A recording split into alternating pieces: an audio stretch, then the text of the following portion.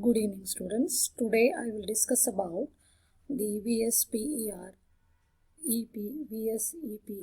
theory, which is used to predict the shape of the molecules from the electron pairs that surround the central atoms of the molecule. This theory was first represented by Sidgwick and Powell in 1940. The VSEPR theory is based on the assumption that the molecule will take the shape such that the electron repulsion in the valence shell of that atom is minimized. So, the valence shell electron pair repulsion theory is abbreviated as VSEPR theory and is based on the premise that there is a repulsion between the pairs of valence electrons in all the atoms, and the atoms will always tend to arrange themselves in a manner in which this electron pair repulsion is minimalized. So, this arrangement of the atom determines the geometry of the resulting molecule. The different geometries that the molecule can assume keeping the VSEPR theory can be seen in the illustration provided below. So, these are some of the predicted geometries based on the lone pair of electrons. So, if the number of electron dense areas, if it is supposed to be 2, the predicted geometry is linear. So, no lone pair of electrons are present in this case. If it is 3, then the predicted geometry is trigonal planar. In trigonal planar, if no electron pairs are, no lone pair of electrons are present, means it is a trigonal planar geometry. If one lone pair is present, means the molecule can assume bent shape. If it is 4, the predicted geometry is tetrahedral, and in this case, if no lone pair of electrons are present, the predicted geometry is tetrahedral, and if one lone pair is present, then it is the geometry predicted is trigonal pyramidal, and if there are 2 lone pair of electrons are present, the molecule can assume bent shape. If it is 5, then trigonal bipyramidal shape is predicted. If no lone pair of electrons are present, means then the predicted geometry is trigonal bipyramidal. If one lone pair is present, it can presume a horse shape. If it has 2 lone pair of electron, means the predicted shape is T-shaped. If it is 3 lone pair of electrons are present, means the predicted geometry can be linear.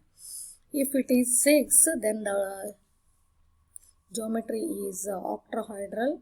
So, if no lone pair of electrons are present, then octahedral geometry is predicted. If one lone pair is present, then it is the predicted geometry is a square pyramidal.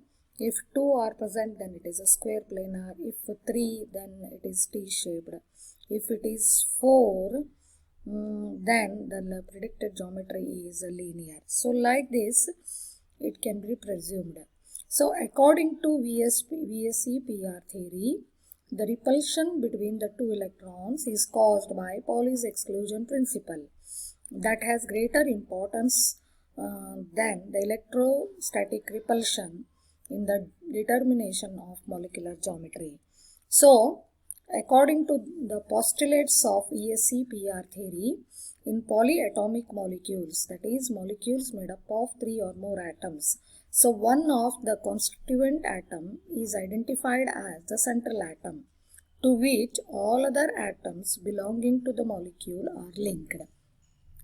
The total number of valence shell electron pairs decide the shape of the molecule.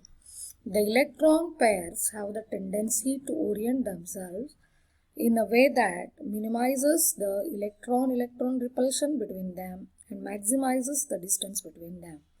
The valence shell can be thought as a sphere, wherein the electron pairs are localized on the surface in such a way that the distance between them is maximized. It should be the central atom of the molecule surrounded by bond pairs of the electron, then a symmetrically shaped molecule can be accepted. expected. If it is surrounded by both lone pairs and bond pairs of the electron, then the molecule would have a distorted shape. The VSEPR theory can be applied to each resonance structure of the molecule. The strength of the repulsion is strongest in two lone pairs and it is weakest in two bond pairs. If the electron pairs around the central atom are closer to each other, they repel each other. This results in the increase in the energy of the molecule. If the electron pairs lie far from each other, the repulsions between them will be less and eventually the energy will be low.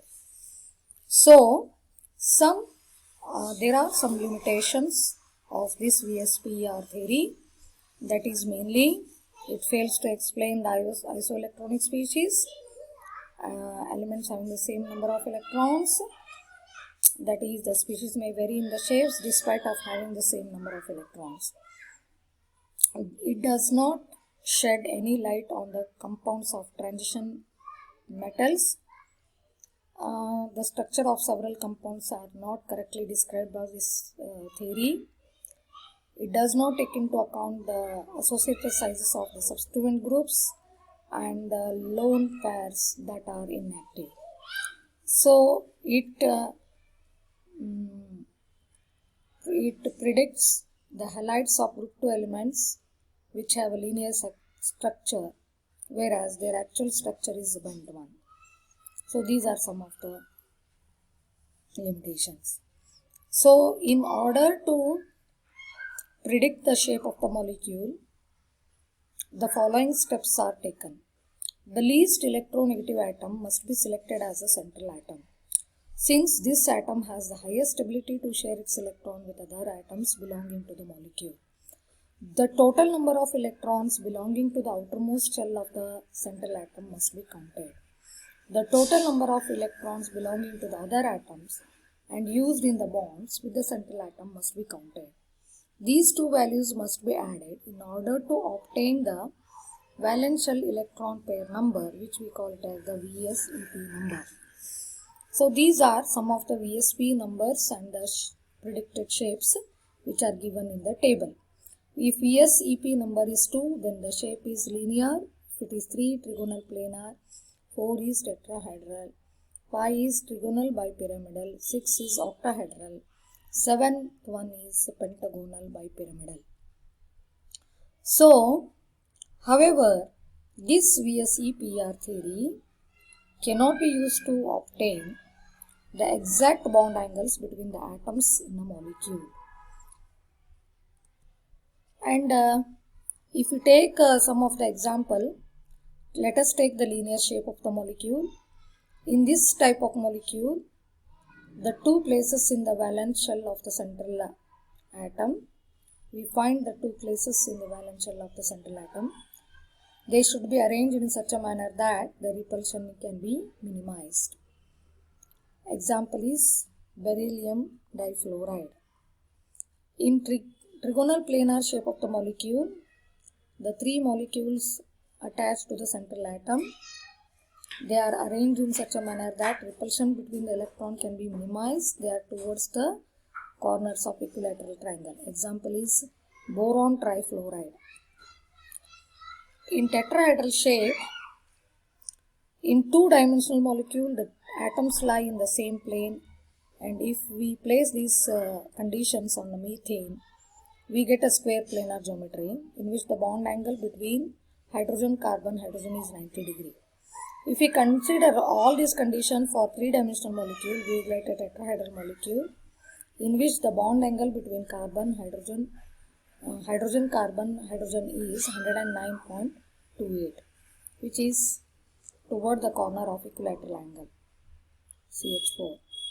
If we take trigonal bipyramidal shape, the repulsion can be minimized by even distribution of electrons towards the corner of trigonal pyramid. In this case, the three positions lie along the equator of the molecule. The two positions lie along the axis, an axis perpendicular to the equatorial plane. if you want to predict the shape of the molecule, the strength of the repulsion between lone pair and a bond pair of electron lies in between the repulsion between two lone pairs and between two bond pair. This is the order of repulsion between the electron pair. That is, the highest repulsion will be between the lone pair and lone pair, and this is comparatively low in between, comparatively low in a lone pair and a bond pair, and which is still comparatively low between a bond pair and a bond pair. If you want to find out the total number of electron pairs around the central metal atom, which will be given by half into number of valence electrons of the central atom plus the number of atoms linked to the central atom by single bond. For negative ions, add the number of electrons equal to the units of negative charge on the ions to the valence electrons of the central atom. For positive ions, subtract the number of electrons equal to the units of positive charge on the ion from the valence electrons of the central atom. The number of bond pair is equal to total number of atoms. Number of lone pair is equal to total number of electrons minus number of shared pairs linked to the central atom by single bonds. The electron pairs around the central atom repel each other and move far apart from each other, that there is no great repulsion between them, which results in the molecule having minimum energy and maximum stability. The shape of the molecule with only two atoms is always linear. For molecules with three or more atoms, one of the atom is called central atom and other atoms attached to the central atom. If the central atom is linked to similar atoms and it's surrounded by bond pair of electrons, then the repulsion between them are similar as a result of the shape of the molecule, that is symmetrical, and the molecule is said to have regular geometry. If the central atom is linked to different atom or it is surrounded by bond pair as well as lone pair of electrons, then the repulsion between them is similar. As a result, the molecule has an irregular or distorted geometry. So, the exact shape of the molecule depends upon the number of electron pairs present around the central atom. Thank you one and all.